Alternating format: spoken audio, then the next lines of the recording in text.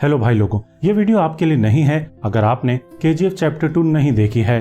देखी है तो उल्टे पांव वापस लौट जाइए, क्योंकि इस वीडियो में कुछ स्पॉयलर्स होंगे और बात होगी फिल्म से जुड़ी कुछ कॉन्स्पिरेसी थ्योरीज पर जिन्होंने इंटरनेट को अभी हिला रखा है। तो पहला स्पॉइलर तो यही है कि रॉकी भाई KGF के तीसरे चैप्टर में वापस लौटेंगे, लेकिन दाढ़ी के साथ लौटेंगे या क्लीन शेव होकर लौटेंगे, इस पर सोशल मीडिया की रातों की नींद उड़ चुकी है। चूंकि KGF फ्रेंचाइजी एक हार्डकोर क्रिमिनल के बारे में है जो अपनी मां से किया वादा पूरा करने के लिए सही गलत को भूलकर सैकड़ों लोगों को मारकर ताकत और पैसा हासिल करने में खुद को न्यौछावर कर देता है। यानी कि ये क्रिमिनल को ग्लोरीफाई करने वाली कहानी है और ऐसी कहानियों वाली फिल्मों में लगभग हमेशा ही इन एंटी हीरोज का त्रासद अंत होता है, यानी कि वे बुरी मौत मरते हैं। KGF 2 के एंड में भी ऐसी ही मौत रॉकी को मिलती नजर आती है, जो कि अपने गोल्ड के साथ समंदर में दफन हो जाता है।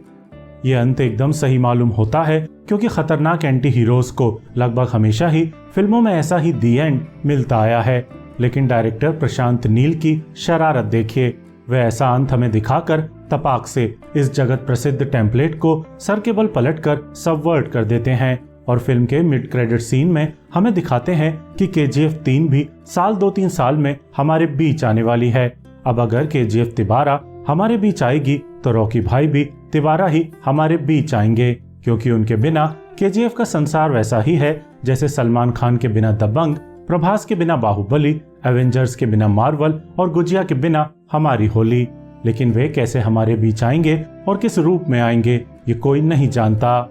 कुछ कयास लग रहे हैं कि रॉकी की मौत से पहले के एक गुप्त टाइम पीरियड पर पार्ट 3 बनेगा, तो कुछ कयास हैं कि समंदर में अपनी मौत को फेक करने के बाद रॉकी इंटरनेशनल जमीन पर राज करेगा। जो भी हो, ये कहना जरा भी अतिशयोक्ति नहीं होगी कि KGF 3 के आने पर अगर उसे भी KGF 2 जैसी सफलता मिली तो फिर KGF 4 भी आ सकती है और KGF 5 भी, और इस तरह रॉकी भैया कई बार हमारे सिनेमा घरों के पर्दों पर नजर आएंगे और हमारे रॉकिंग स्टार सलमान खान साहब बस देखते रह जाएंगे।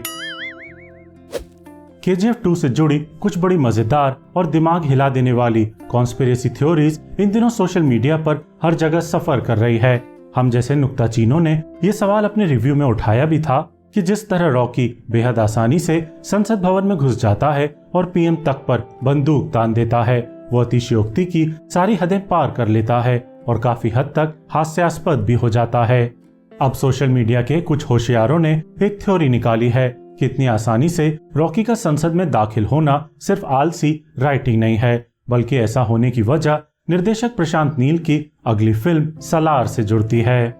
KGF 2 में किरदार है युवा लड़के फरमान का, जो रॉकी के लिए जान तक देने को तैयार है और जिसे फिल्म में अधीरा के हाथों हारते दिखाया गया है। लेकिन न उसकी मौत दिखाई जाती है, न लाश पर से कफन हटाया जाता है। अब कुछ जिज्ञासुओं द्वारा कहा जा रहा है कि यंग फरमान ही आगे चलकर सलार बनेगा, जिसकी भूमिका प्रभास निभाएंगे। निर्देशक प्रशांत नील की 2023 में रिलीज होने वाली अगली फिल्म सलार में, यानी कि ये मार्वल की तरह ही इंटरकनेक्टेड यूनिवर्स है, इंटरकनेक्टेड क्रॉसओवर है, जिसमें एक न एक दिन प्रभास और यश मिलकर KGF और सलार को इस KGF यूनिवर्स का हिस्सा बनाएंगे। ऐसा कहने की एक वजह तो ये है कि फरमान और सलार दोनों ने ही गले में लॉकेट पहना हुआ है और KGF 2 में जो यंग फरमान की मां बनी है ईश्वरी राव, वो सलार में भी कोई भूमिका निभा रही हैं और खोजी दर्शकों का कहना है कि ये भूमिका प्रभास और फरमान की मां की ही होगी। तीसरी वजह ये कि आपने भी KGF 2 में आसानी से नोटिस किया होगा कि 1978 से लेकर 1981 तक का समय फिल्म से गायब रहता है। कहा जा रहा है कि ये वो समय था जब रॉकी नॉर्थ अमेरिका या ऐसी ही किसी विदेशी जगह पर अपना एम्पायर खड़ा कर रहा था और शायद यहीं उसकी मुलाकात सलार की आर्मी से हुई थी, जिसकी मदद लेकर उसने KGF 2 के क्लाइमैक्स में संसद भवन को घेर लिया था और PM पर बंदूक तक तान दी थी। ये सब हमें डिटेल में अभी नहीं दिखाया गया है क्योंकि प्रशांत नील आगे चलकर इसे सलार और KGF 3 में आपस में कनेक्ट करने का महत्वाकांक्षी इरादा रखते हैं।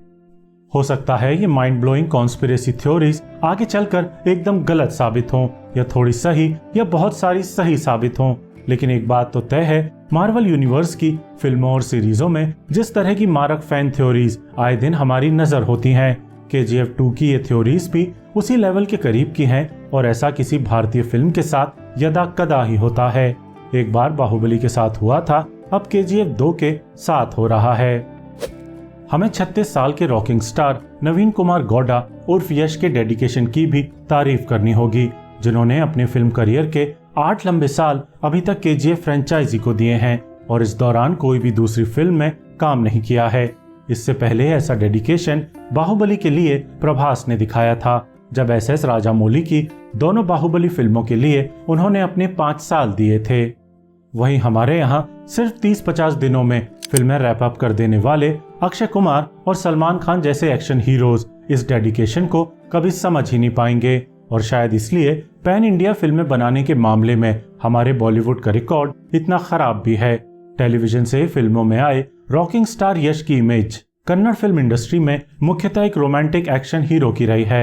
और KGF से पहले तक वे कभी भी इतनी लंबी दाढ़ी नहीं रखते थे। यश की पुरानी फिल्मों के ट्रेलर ही अगर आप YouTube पर देख लेंगे तो शायद ही KGF वाले रॉकी को उनके अभिनय में पहचान पाएंगे।